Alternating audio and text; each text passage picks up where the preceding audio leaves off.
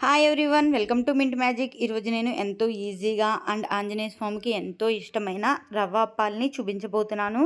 ముందుగా దానికోసం 1 కప్ వరకు కూడా ఉప్మా రవ్వని తీసుకోవాలి.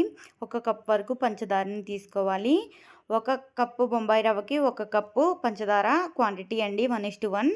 ఇప్పుడు ఈ రెండింటిని బాగా మిక్స్ చేసుకుని పక్కన పెట్టుకోవాలి. ఇప్పుడు స్టవ్ మీద ప్యాన్ పెట్టుకుని 2 కప్పుల వరకు కూడా వాటర్ని యాడ్ చేసుకోవాలి. వాటర్ అనేది మసల కాగుతున్నప్పుడు దీనిలో కలిపి పెట్టుకున్న నూకని యాడ్ చేసుకోవాలి. కలుపుతూ యాడ్ చేసుకోవాలండి, లేదంటే ఉండలు కట్టేస్తాయి.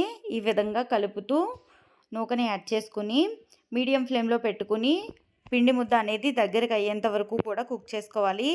ఈ విధంగా దగ్గరకు అయిన తర్వాత స్టవ్ని ఆఫ్ చేసుకుని ఈ పిండి ముద్దని చల్లార్చుకోవాలి. చల్లారిన తర్వాత చేతికి నెయ్యిని అప్లై చేసుకుంటూ పిండి ముద్దని బాల్స్లా చేసుకుంటూ అప్పాలని ఒత్తుకోవాలి.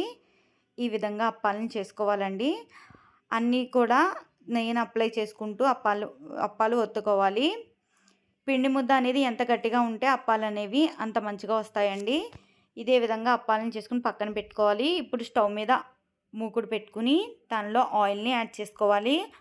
ఆయిల్ అనేది హీట్ అయిన తర్వాత అప్పాలని ఒక్కొక్కటిగా దీనిలో యాడ్ చేసుకోవాలి. ఇప్పుడు 2-3 మినిట్స్ వరకు కూడా అప్పాలని అసలు కదపకూడదు, ఎందుకంటే విరిగిపోయే ఛాన్స్ ఉంటుందండి. తర్వాత టర్న్ చేసుకుంటూ ఫ్రై చేసుకోవాలి. అప్పాలని ఈ విధంగా ఫ్రై అయిన తర్వాత వేరొక గరిటెతో ఈ విధంగా ఒత్తుకుని ఎక్సెస్ ఆయిల్ని తీసేసుకోవాలి. ఇలా చేయడం వల్ల అప్పాలు అనేవి క్రిస్పీగా కూడా ఉంటాయి. ఇప్పుడు మిగతా అప్పాలను కూడా ఇదే విధంగా వేసుకుని ఫ్రై చేసుకోవాలి. వెంటనే కదిపితే సాఫ్ట్గా ఉంటాయి కాబట్టి విరిగిపోతాయండి, అందుకని 2-3 మినిట్స్ అలాగే వదిలేయాలి. అన్ని అప్పాలని కూడా ఇదే విధంగా ఫ్రై చేసుకుని